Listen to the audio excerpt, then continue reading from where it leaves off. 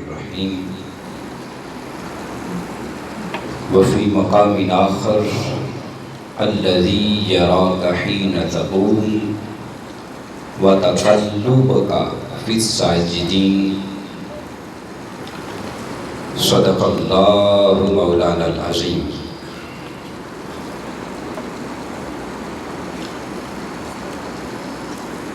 وفی شان حبیبہ مخبرا وآمرا ان اللہ وملائکتہ یصلون علی النبی یا ایہا الذین آمنوا صلوا علیہ وسلموا تسلیما۔ اللہم صلی علی سیدنا و مولانا محمد وعلی آلہ وصحبہ ووالدیہ وبارک وسلم۔ الصلاۃ والسلام علیک یا سیدی یا رسول اللہ وعلی آلک واصحابک یا سیدی یا حبیب اللہ۔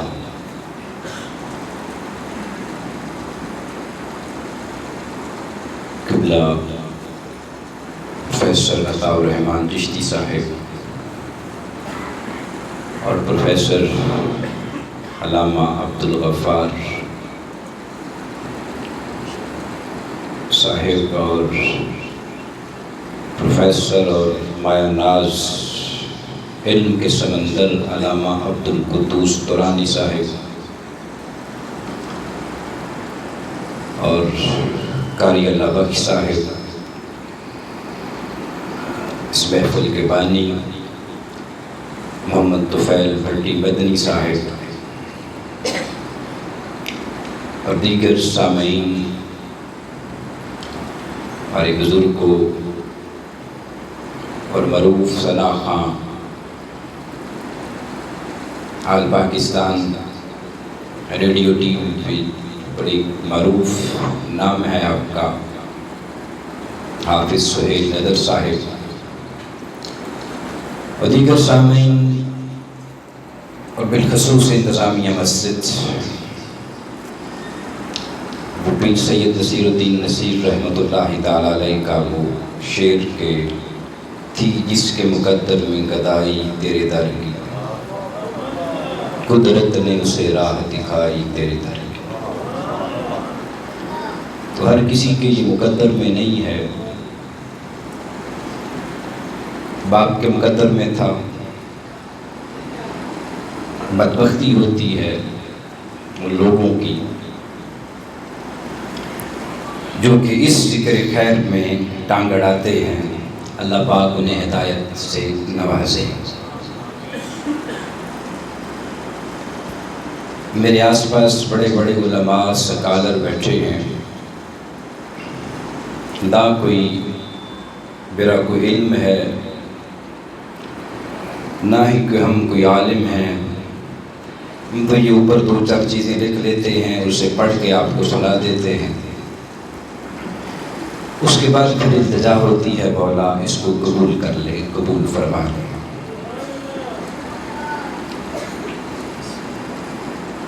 آیا کریمہ بڑی آغاز اسی سے کرتے ہیں، اعوذ باللہ من الشیطان الرجیم، لقد جاءکم رسول من انفسکم عزیز علیہ ما عنتم حریص علیکم بالمؤمنین رؤوف الرحیم۔ کہ اللہ پاک نے فرمایا، اے لوگو آ گیا تم میں میرا رسول تمہارے ہی نفوس میں سے۔ اب اسی حصے کو پہلے ہم لیتے ہیں، حضرت علی المرتضیٰ رضی اللہ تعالی عنہ اس کی تفسیر بیان کرتے ہیں۔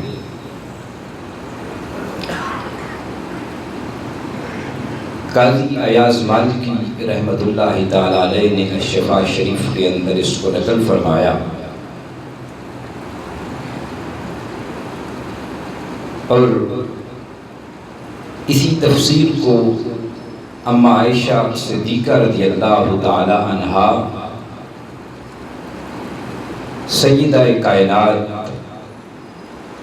حضرت فاطمہ الزہرا سلام اللہ علیہا، اور پھر اسی روایت کو حضرت انس بن مالک رضی اللہ تعالی عنہ نے بھی نقل کیا۔ وہ یہ فرماتے ہیں کہ حضرت علی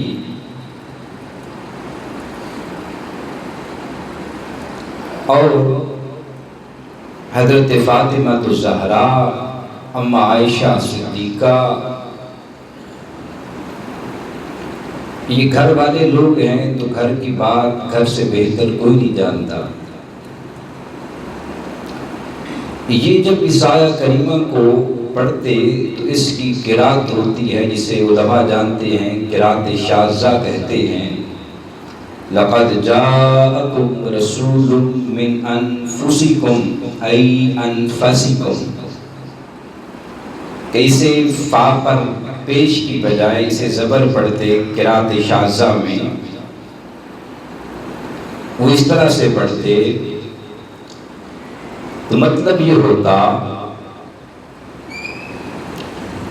کہ اسے پہلے سمجھے کہ انفسی، انفس ہوتا کیا ہے۔ انفس یہ سپرلیٹو ڈگری ہے، اور کہتے اسے ہیں جو سب سے زیادہ نفیس ہو، سب سے زیادہ پاک ہو، سب سے زیادہ ستھرا ہو، سب سے زیادہ منزہ ہو، سب سے زیادہ صفائی میں، پاکیزگی میں جو کمال درجہ ہو، اسے کہتے ہیں انفس۔ ایسے ہی طیب ہے تو بہت کچھ طیب ہو، بہت کچھ پاک ہو، اسے کہتے ہیں اطیب۔ علماء حضرات بیٹھے ہیں،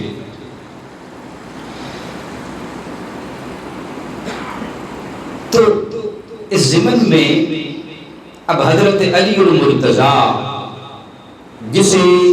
تاجدار کائنات صلی اللہ علیہ وآلہ وسلم نے فرمایا کہ انا مدینۃ العلم وعلی بابھا، کہ میں علم کا شہر ہوں، علی اس کا دروازہ ہے۔ تو پھر فرمایا کہ میں علم کا شہر ہوں، میں حکمت کا شہر ہوں، علی اس کا دروازہ ہے۔ اب جسے علم چاہیے، جسے حکمت چاہیے، وہ علی کا جا کے دروازہ کھٹکھٹائے، حکمت ملے گی اس علم کے شہر سے، اس حکمت کے دروازے سے، اس علم کے دروازے سے۔ جب ہم نے عرض کیا، پوچھا حضرت کچھ فیض ہمیں بھی دیجئے، حکم ہوا اس طرف لقد جاءکم رسول من انفسکم ای انفسکم، کہ لوگوں تم میں بڑے بڑے حسین آئے، تم میں بڑے بڑے جمیل آئے، تم میں بڑے بڑے اعلیٰ آئے، اعلیٰ ہستیوں والے آئے، اعلیٰ خاندانوں والے آئے، مگر میرا مصطفیٰ بھی ایک ایسے خاندان میں آیا۔ نعرہ تکبیر، نعرہ رسالت، والدین مصطفیٰ کو، والدین مصطفیٰ کو، مالک دو جہاں کو۔ فرمایا لوگوں تم میں بڑے بڑے اعلیٰ خاندانوں والے آئے، اعلیٰ حسب اور نسب والے آئے، اعلیٰ رتبوں والے آئے، بڑے بڑے شہنشاہ آئے،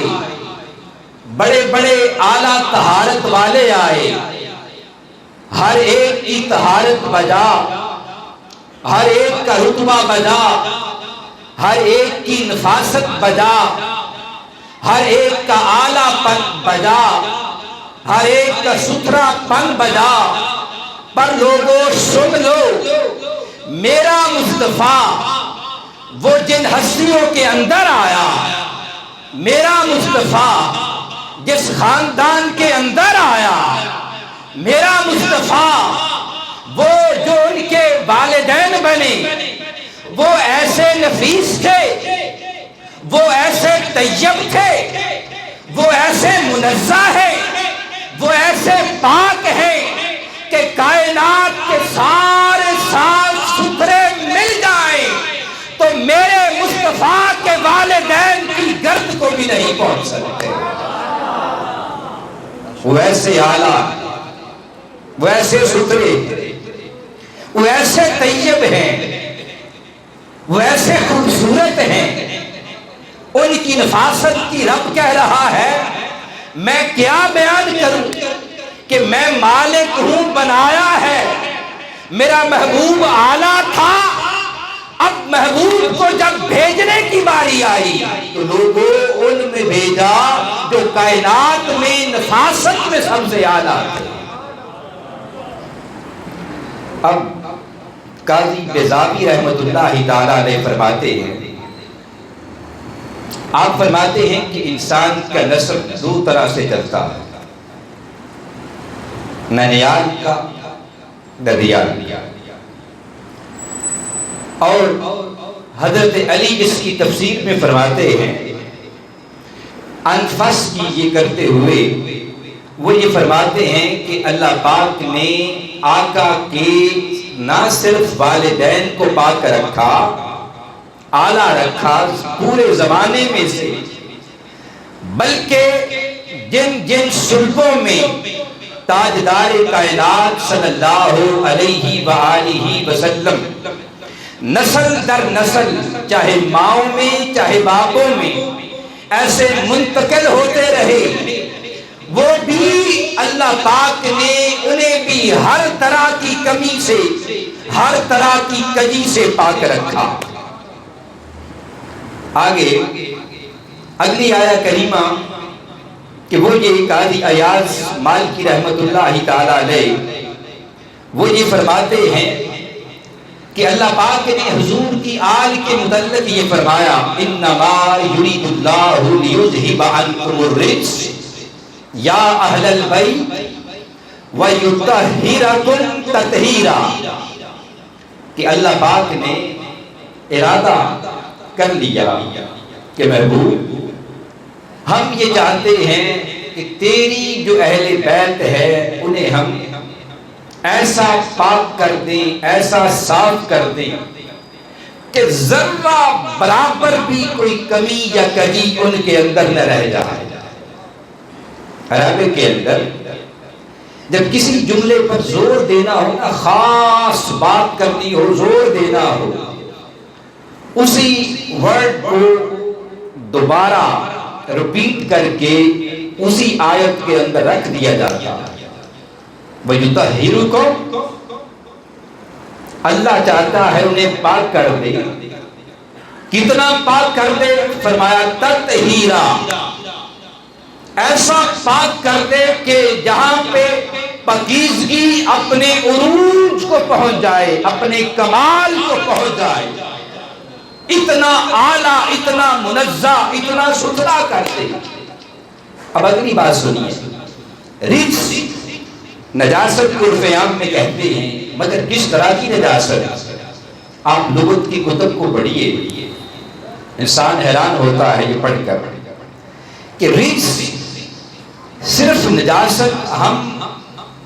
ہر شخص کے مائنڈ کا اپنا ایک لیول ہوتا ہے۔ میں سمجھوں گا کہ نجاست یہ ہے کہ بڑے کپڑے بڑے خراب ہوں، کوئی اور دیکھے گا وہ کہے گا کہ یہ چیز خراب ہو تو یہ نجاست ہے، مگر اہل محبت اور عرب جو ہیں جب رجس کا لفظ استعمال کرتے تھے تو اس کا معنی لسان العرب کے اندر، المنجد کے اندر، جتنی یہ عربی کی مشہور ڈکشنریز ہیں ان کے اندر جو ہمیں ملتا ہے، بات بڑی توجہ سے سنیے گا، وہ یہ کہ رجس، تو رجس کہتے ہیں ایسی نجاست، بڑی سے بڑی نجاست کو، چھوٹی سے چھوٹی نجاست کو رجس کہتے ہیں۔ مثال کے طور پر من کے اندر برا خیال آنا، رب اسے بھی نجاست کہتے ہیں۔ شیطان کا وسوسہ آنا من کے اندر، اسے بھی رجس کہتے ہیں۔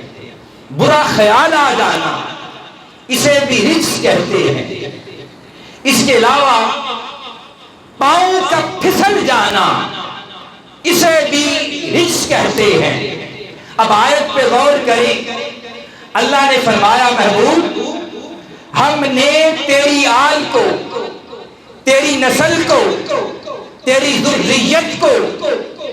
ایسا پاک کیا ہے کہ شیطان چاہ کر بھی ان کے دماغ میں وسوسہ نہیں ڈال سکتا، شیطان چاہ کر بھی ان کے دماغ کو ذرا سا پھسلا نہیں سکتا۔ ایسا پاک کیا، ایسا منزہ بنایا۔ اب علم میراث میں آ جائیں تو اولاد فرع، والدین اصل، اولاد فرع، اولاد بولیے صحیح، اولاد والدین اصل۔ والدین جڑ ہوتے ہیں، پھر تنا آتا ہے، پھر اس پر شاخیں لگتی ہیں، شاخوں پہ پھول لگتے ہیں، پھولوں سے آگے پھل بنتے ہیں۔ تو رب یہ کہہ رہا ہے مصطفیٰ اے میرے پیارے تو اعلیٰ ہے، تیری آگے جو نسل ہے وہ اعلیٰ حضرت نے فرمایا تیری نسل پاک میں ہے بچہ بچہ نور کا، تو ہے آئین نور، تیرا سب گھرانہ نور کا۔ تو فرمایا مصطفیٰ تیرے آگے پھل پھول، تیرا تنا، پھر پیارے اس میں آگے شاخیں لگی، ان میں آگے پتے لگے، ان میں آگے پھول لگے، ان میں آگے پھل لگے، پیارے وہ سارے آلہ، مگر جہاں سے تیری ذریت کا ہم نے بیج نکالا، تیری جو فرع ہے اس کا بھی کیا کہنا، اور جو تیری اصل ہے تیرے والدین ہیں ان کا بھی کیا کہنا۔ نعرہ رسالت، والدین مصطفیٰ کو، والدین مصطفیٰ کو، مالک دو جہاں کو۔